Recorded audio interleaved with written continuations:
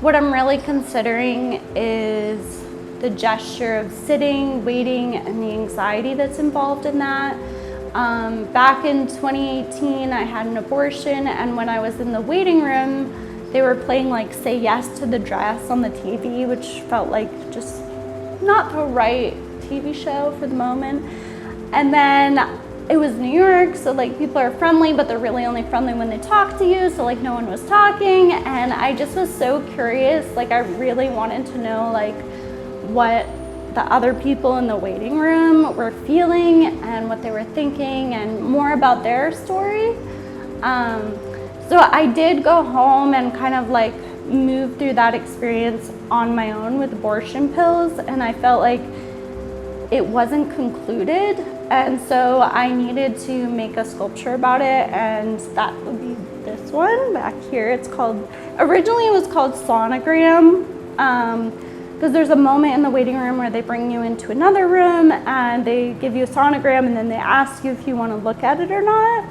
I chose to look at it, and like I still have it and I love it, but some people don't want to look at it because it would be like too hard for them, and it's whatever makes sense for you. So this is actually like a Planned Parenthood chair, and I like went around and asked different Planned Parenthoods if they had like an extra chair that they wanted to like throw out. So this kind of started the series, but I just felt like because I'm in New York, I have access, I have a level of privilege. I wanted to hear stories from across the states, and I also knew that there was like very large discrepancies between different states and what access looks like, between class, culture, all those different things that go into your identity. And I just wanted to create kind of like a waiting room experience where you could engage with those stories. And now I'm working on the sculptures themselves while still informed by different narratives.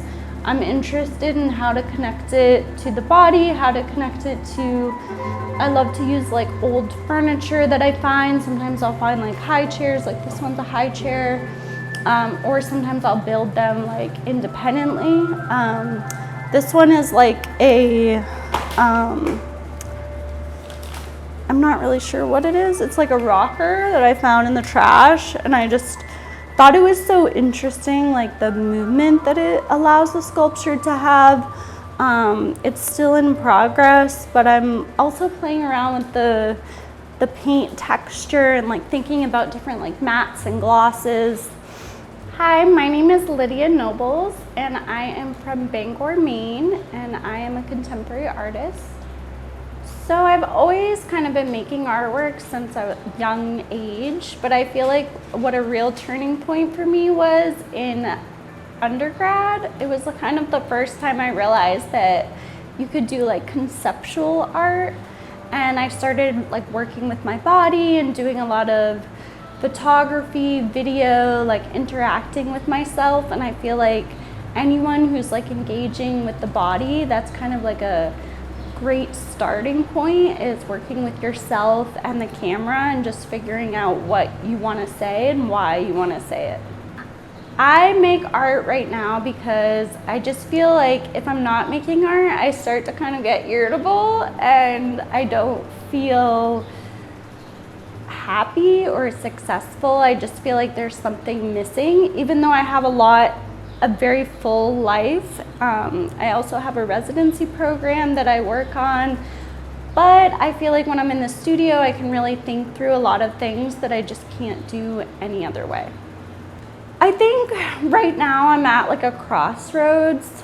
I think when you're really young, like I'm talking like when you're in college, like 18 to like 25, it's a lot of work that feels like not only is the work visceral, but it's visceral for you because I feel like it's really connected to your experience or to my experience and how I'm navigating the world. But I think that as I age, my life has become a lot less volatile.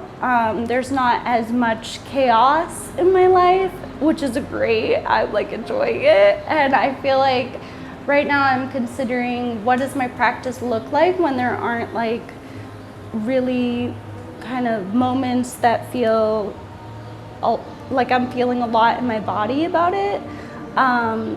So that's kind of what I'm balancing right now.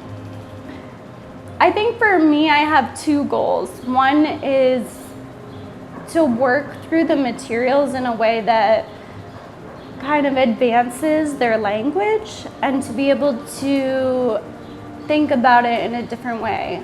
So for example, my main series is called As I Sit Waiting, and I interview people about their experiences with reproductive access, and through that experience I capture like different parts of their story that I want to kind of embed in the work, and then also I incorporate like broader themes that are related to the gesture of like sitting, waiting, the anxiety involved, and different systemic ways that the government and also different institutions kind of implement control over how you think about your body, and how you're able to engage with the resources that you need for your body.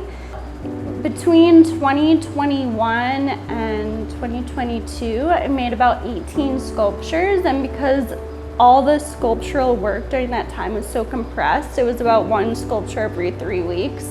I tend to work on them all at the same time, so it wasn't like boom, boom, boom, but more like a collaborative process between like 5 or 6 at a time.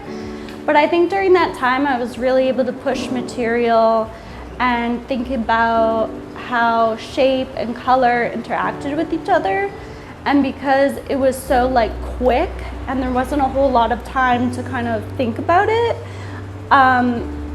and explore material in a more experimental way, what I'm doing right now is thinking about ways to think about material and add more like detail, more, I want to say like crevices, more like interchanging things in my work. And so my goal there is to work on that personally, and then I think professionally my goal, I don't know that I have a goal professionally for the work, but I feel like what I love is when somebody, it kind of like inspires a deeper conversation, and especially if I'm able to be at the opening and someone is able to come and talk to me about like maybe like a more intimate moment that they had in their life that the work is kind of bringing up for them. I love those moments. Like in particular, there was this woman who came into a show like 2 years ago, and she was like talking about her mother. I don't want to share exactly what she said, but I just feel like that was one of my favorite moments, and I felt like, oh, I achieved something here.